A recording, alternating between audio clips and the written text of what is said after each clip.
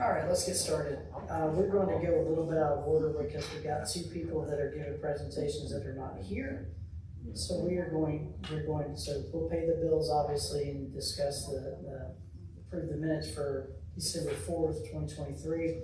But let's go down to number 7 and start there. And then Chief Bentley is coming soon, as is Mindy, and we'll get back to them later on. So let's move to number 7, which is. I'll go ahead and handle 7, 8, and 9. All right, cool. Is that good? Yeah, absolutely. Okay.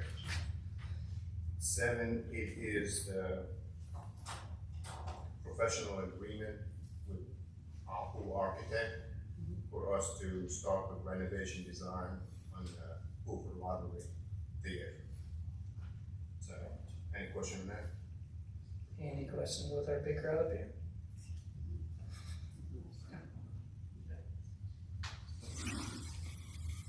All right, number 8.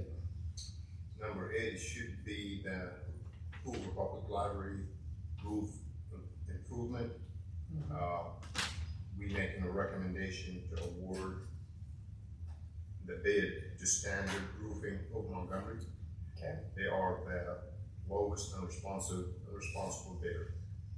And we're also recommending that the city council should authorize the mayor to execute the agreement with the Standard Roofing.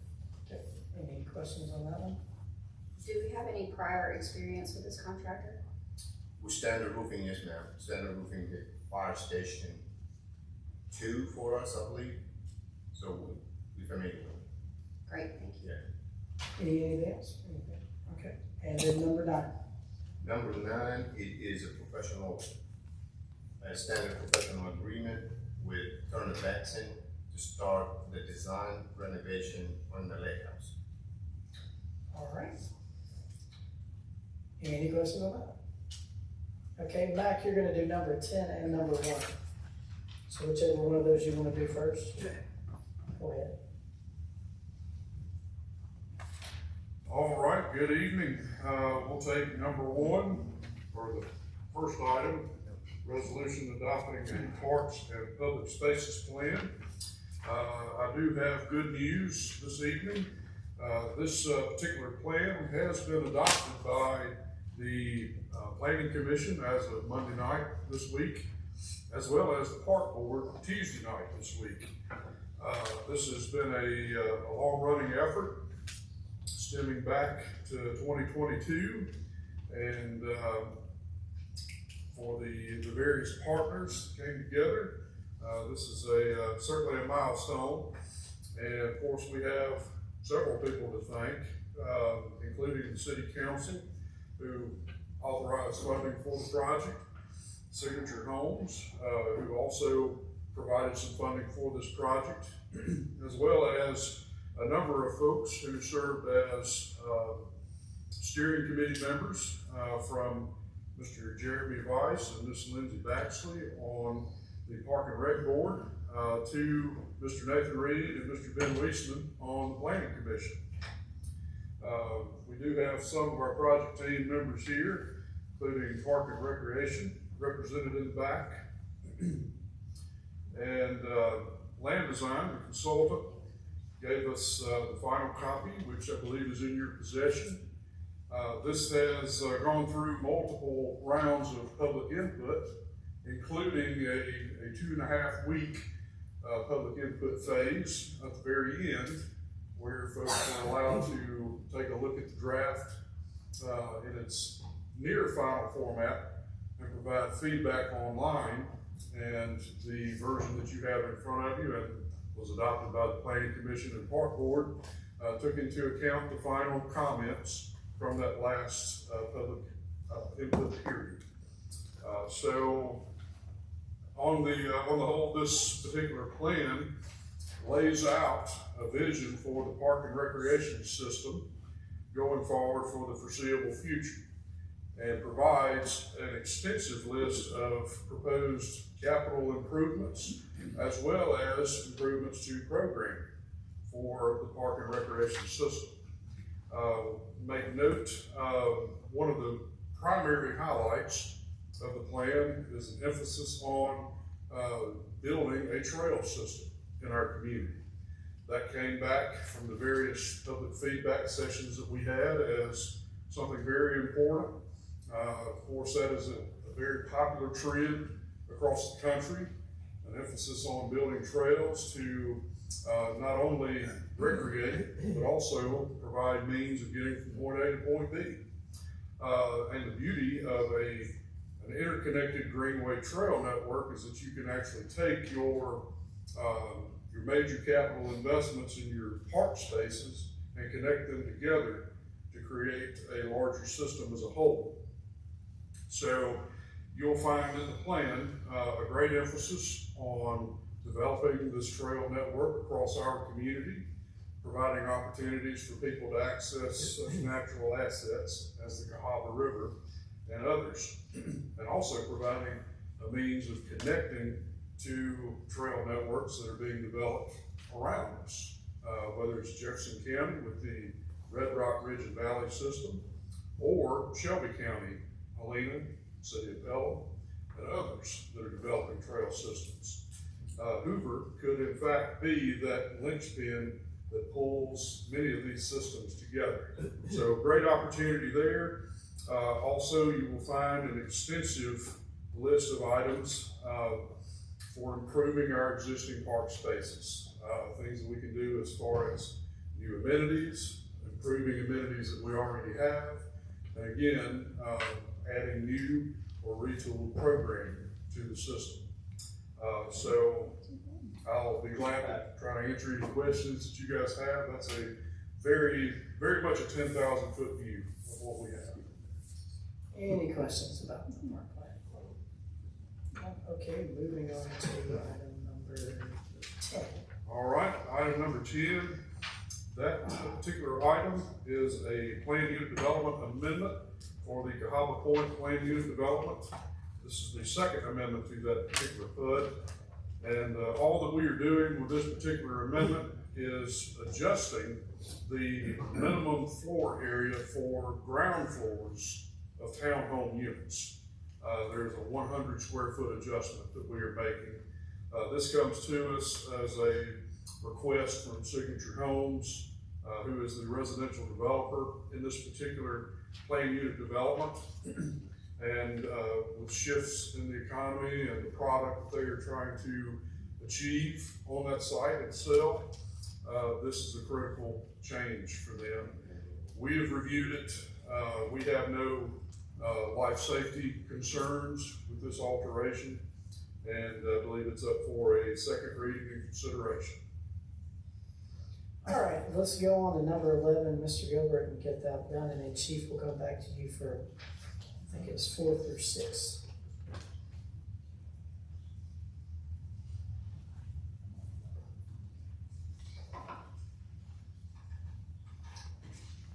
Good evening. The amendments to the flood damage prevention ordinance that our engineers at Shoal who work with the city have worked diligently on this to get this in. Vast majority of changes here are definitions.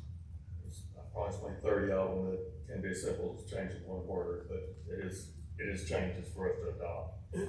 Mr. Thomas with Shoal will be present on Monday to answer specifics that they know far more about than I do. Any questions? Any questions about that? Monday night? Okay. On Monday night. All right, thank you.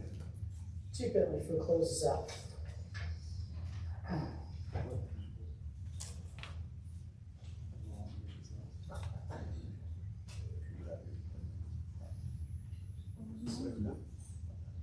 Suppose which one's first? 4 is first, and you have, it says you have 4, 5, and 6. Is this for the emergency services? Yes, sir. Okay. It is. So, council, as you are well aware, the fire department provides emergency services to several areas in unincorporated Jefferson and Shelby County. And over the past couple of years, we've been dealing with a group, the Dobbins Group, who is developing a parcel of property on ATI Parkway behind Hudson Automotive, if you know where that is, off 150 across from Lake Crest. And so that particular property is in the county, and they have requested, fire department emergency services. And so we've been working with them for a while, and our city attorneys as well. This property will end up with 475 apartment units. And they're gonna build this thing over a 3-year period. The issue we had was the contract that we currently use for fire protection is for fire protection for businesses and buildings that are already built. And so we didn't feel like we could charge $475, 475 units at our current rate when the buildings aren't built yet. So we've been working through that, and so what our plan is, the city attorneys have drawn up a new contract.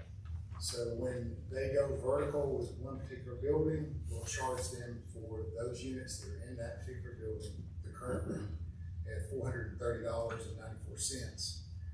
And then we'll prorate it in whatever month they're in, so that if they start in June, they'll just pay 6 months dues, and then in January of the next year, they'll pay the full amount. And that'll go on for a period of about 3 years until they get all of those buildings built out. We don't see any issue with infrastructure or anything like that. We have fire stations close by. It's not gonna create too big of a demand for us. One of the unique things about this is, since it's in the county, we've been working closely with Jefferson County inspectors. And it's a little unusual, but they have really worked really well with us, and we've worked well with them. I wanna applaud Chief Thornton and his crew and his office for making this work. But we will do all of the life safety and fire code inspections as these buildings are being built. And so we really don't foresee any issue with that. What this would mean to the city is, after everything is said and done and built, revenue of $204,710 for emergency services per year. And it's not uncommon for us to do this. Another example is Chase Lake Villa Apartments. It's in the county. We do the same thing for them as well. So, just get any questions on that. Any questions? Okay, and the next, the number 5 is the First Amendment to the EMSAR Advantage Program Agreement. Okay. This is for the maintenance and care of our stretchers and stair chairs for our transport units. The reason that we have 3 stair chairs and 1 power load system rolling off is because the warranty is out on those and they're rolling onto this. No extra money. This will come out of budgeted funds, but we're altering the contract, and we're just asking you to consider that so we can keep the contract current. Any questions on that one? Okay, and then the final one is to execute an agreement with Loyalty Media Inc., doing business as First Due for the new fire department software. Yes, sir. So over the past couple of years, we've had some issues with New World and Fire Records, really generating reports and things that we need to not only keep up with accreditation, but other things. And some of our staff have moved out, and we don't have the same number of staff in the office to do things that we once did. So we're trying to come up with a better plan for accreditation. And not to say anything negative against the software we're currently using, but they're really not supporting it like we thought they would. And so we've done some research over the past year and a half on software, and we determined that we would like to purchase First Due. We feel like that the software would accommodate our needs. It's better for the end user, and it has the reporting systems that we need to meet the demand. And so if you look through the contract is for $59,700. We would use that out of current budgeted funding, capital funding out of 303 account for software. And then we would back out the $39,000 to $40,000 in maintenance fees from Tyler to use next year for the maintenance of this software package. We currently spend about $39,000 to $40,000, the best we can tell, on the fire department maintenance side. Of course, the police have theirs, and 911 has their maintenance as well. And so this would require a little increase in the maintenance budget for software next year, somewhere around $15,000 to maintain this program. Any questions on that final item? All right, well, with nothing else, we are adjourned.